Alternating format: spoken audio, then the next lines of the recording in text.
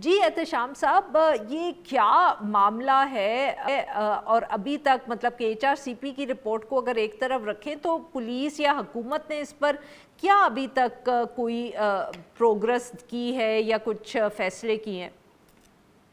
जी, हुकूमत ने या पंजाब पुलिस ने या लाहौर पुलिस ने अभी तो इस सारे मामले में जो है अभी तक उन्होंने यही मौक़िफ़ इख्तियार किया है कि ये जो लड़कियां हैं ये मनशियात की इस्तेमाल करती थी और इनकी जो हलाकत है वो ओवरडोज के बाइस हुई है।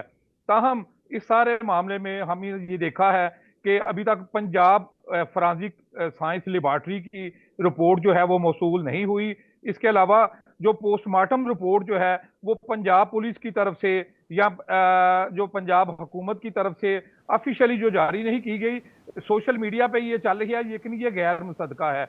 इसके अलावा हमने ये भी देखा है कि इस सारे मामले में अभी तक किसी पुलिस एहलकार के खिलाफ फराइज में गफलत बरतने या किसी भी संगीन इल्जाम के तहत जो है वो कार्रवाई नहीं की गई। लेकिन जो human rights commission of Pakistan की जो रिपोर्ट आई है, जो उन्होंने जारी की है, वो इंतहाई चौंका देने वाली रिपोर्ट है। इसमें ये तमाम तजादात जो हैं, जो सरकारी मौक़िफ़ है और जो वर्षा के जो बयानात हैं, इनमें जो तजादात सामने आए हैं, उनकी जो निशानदही की गई है, और उसमें ये भी कहा गया है कि जो अहले खाना का कहना है एहतशाम कि साहब, माफ़ करिएगा आपकी बात काट रही हूँ। ये बताइएगा कि यही जो अहले खाना का इल्ज़ाम है कि लड़कियां जो हैं वो तशद्दुद की वजह से उनकी हलाकत हुई है, कोई सबूत एचआरसीपी की रिपोर्ट या अहले खाना की तरफ से सामने आया है कि वो क्यों ऐसा समझते हैं? जी, जब ये वाकया हुआ था, जब ये सारा मामला हुआ था, तो जो वर्षा जो हैं जिन्होंने दोनों लड़कियों की जो डेड बॉडीज देखी थी, जिनमें जो एक 17 साला आमना है और 22 साला अनमोल है, उनका ये कहना है, उनका ये इल्जाम है कि इनके जो लाशों पर खुश्क खून के निशानात थे।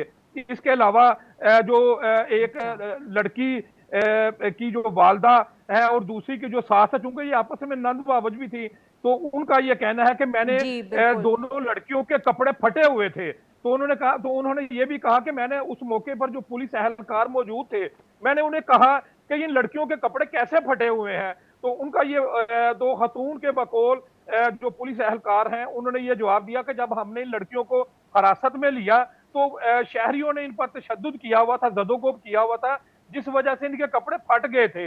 लेकिन खातून ने यह भी कहा कि जब थाने जो है थाना टाउनशिप है जहां पे की सीसीटीवी फुटेज जो है वो सारे मीडिया पे आ चुकी है, सारे सोशल मीडिया पे आ चुकी है, उस जी वो वहां बिल्कुल। पे तो इन लड़कियों के कपड़े नहीं फटे हुए थे। तो इनको लड़कियों के कपड़े जो है हिरासत के बाद फटे हैं। इसके अलावा जो एक लड़का जो सकलैन है, जो कि उसका अनमोल का हस्बैंड है और जो आमना है उसका भाई है, उसका ये कहना है जी कि मैंने अपनी आपी जो उसकी बहन है, उसकी जो बाया कान है, उसके नीचे भी खून था और उसके अंदर भी खून था।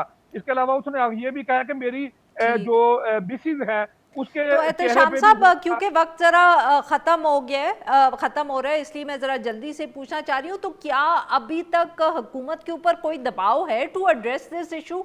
कोई प्रेशर है या आपको लगता है वो सिर्फ इंतज़ार कर रहे हैं कि ये मामला लोग भूल जाएं? जी, चूंकि ये वर्षा जो है वो इंतहाई गरीब है, झुग्गियों में रहने वाले हैं, इंतहाई पसमानदा है, इनके पास तो रहने के लिए छत भी नहीं है, इंतहाई गरीब लोग हैं। अगर इन पे प्रेशर डाला जाएगा, इन पे इस कुछ वक्त के बाद इनके इनके साथ मामलात होंगे, तो इनके लिए कानूनी जो प्रेशर है और जो डिस्ट्रिक्ट एडमिनिस्ट्रेशन का और पुलिस का एडमिनिस्ट्रेशन बर्दाश्त करने की सकत नहीं है।